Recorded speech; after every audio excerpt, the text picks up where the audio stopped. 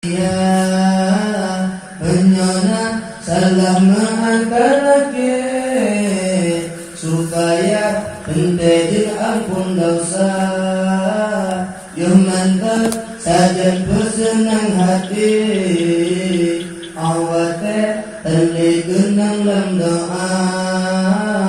anusuk bayang doa baca li lajuta lagi ampun dosa kadang di poman sakit berarti urang wahai anunda kadang-kadang kadang di poman sakit berarti urang wahai anunda awate biyu berarti ikut bersagai tak terpoma mulia awate biyu berarti ikut bersagai tak terpoma mulia kadang dari ayah hau ke bakung hanya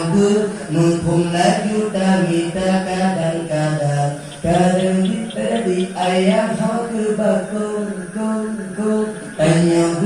mumpung laju damita tak pegah haba bersopan santun benata junjung ayah tercinta tak pegah haba bersopan santun benata junjung ayah tercinta di poma ayah mengharap sabit anak hati berbahagia di poma ayah mengharap sabit anak hati berbahagia berjengkel anak yang saleh hati dan jujur watai doa dibaca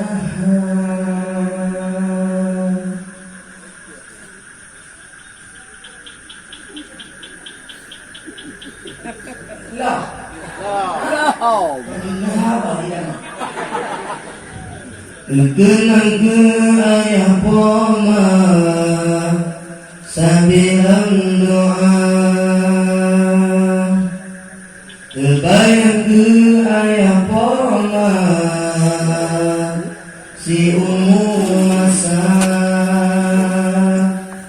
jasa ayah poma Tuhan eka mabala bagi si umur masa hanya doa melake kedebas ridha Allah semoga bahagia